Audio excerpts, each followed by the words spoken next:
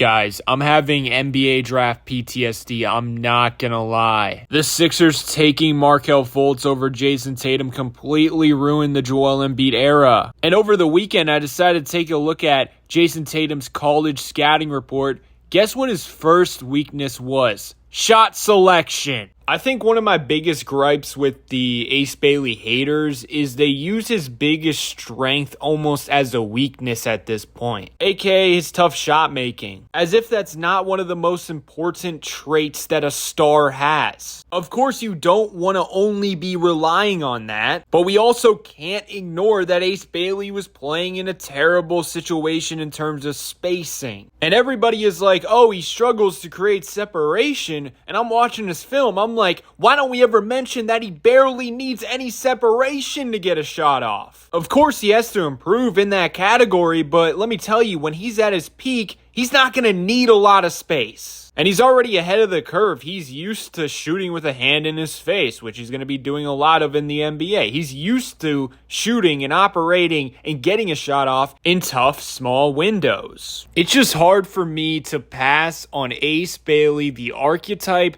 this Sixers roster needs. And one of the reasons I say this is because Quentin Grimes is basically what we would want VJ to turn into. Definitely has more potential, but you get what I'm saying. Somehow, some way, guards are at a premium on this team. Even the backups like Jared Butler and Lonnie Walker aren't bad. And that's ultimately why it would be so hard for me to pass on Ace right now. And it might be because we passed on Jason Tatum, and that just really annoys me, you know, looking back in retrospect. At that point in my life, I was in high school and I was just playing basketball. I wasn't really watching it as in-depthly as I do now. So I don't really remember my opinion on Jason Tatum. I don't think I watched a lot of film. Honestly, I think I just hated him because I hated Duke. So I'm sure someone's going to comment and be like, dude, Tatum was a completely different animal than Ace Bailey. And I've been looking at Jason Tatum in college, and for sure there was more like point forward potential. You can see it, like he could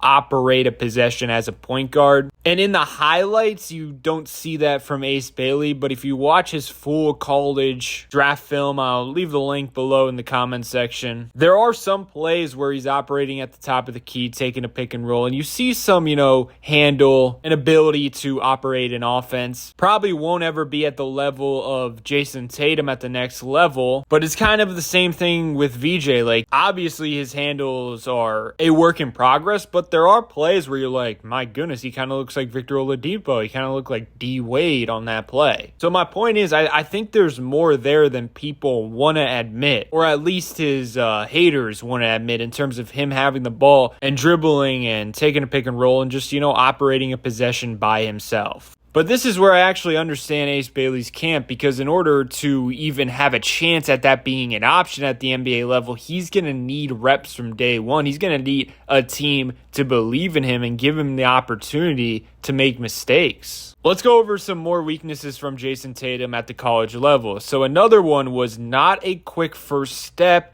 and also his handle has to improve. I mentioned the point forward potential was more obvious than Ace, but another area, definitely a better driver than Ace at this stage. But also, if you look at the supporting cast, you got NBA players, Grayson Allen, Luke Kennard. The spacing was spectacular. The ecosystem was miles better than Rutgers. And if you guys watch my scouting video on Ace Bailey, the times he got to the rim and he was able to bully his defender a bit and finish or even get an attempt up there was when the spacing was good. I posted this screenshot 2 days ago. He can't get to the rim. Meanwhile, look at, there's 4 dudes parked in the painted area. This is reminiscent of the Joel Embiid screenshot versus Atlanta in the playoffs. Don't get me wrong, there are opportunities for Ace to get to the rim, but it's clear, you could tell he's more comfy relying on the jump shot. It's a mindset thing, and you got to coach that out of him. That's where he needs a head coach to be like, dude, you're 6'8". get to the freaking rim. But I completely understand. All I want to do as a white boy on the court, I was playing pickup yesterday, all I wanted to do was shoot. I had a transition opportunity, but because I can't get off the ground, I took a three-pointer and bricked it. And after the play, I was like, I should have just took the layup. What am I doing? But the reason I took the three is because I'm more comfortable and confident with it. It's the same thing with Ace. He's really confident in that jump shot. A little too confident. But the difference between me and him is I'm a scrawny white boy who probably can't even touch the net at this point, and he's 6'8"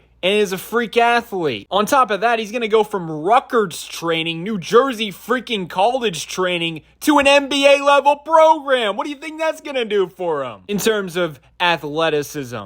And from what I understand and hear, he's a good kid. He's just getting bad advice right now from his agents, but we really don't know if it's bad advice. Maybe the Sixers is a terrible situation for him because Pascal Siakam, in an interview after the game, he said a couple of years, I lost the love for the game of basketball. Oh, guess who he was getting coached by? Yeah, Nick freaking Nurse. I'm not going to lie. Nick Nurse zapped my love for the game of basketball last year. I didn't even watch the last 20 games because the Sixers were so poverty. I barely made videos during the season. I was just on my main channel cranking out videos because the Sixers were so annoying and sad. And keep in mind, Tyrese Maxey also looked like he hated basketball. That comment kind of just lit up in my head. I'm like, oh my goodness, we had a chance to get off of Nick Nurse and we didn't. Oh no, I'm scared. Going back to the Jason Tatum scouting report, another one was defensive effort inconsistent, but the potential is there to guard multiple positions and be elite.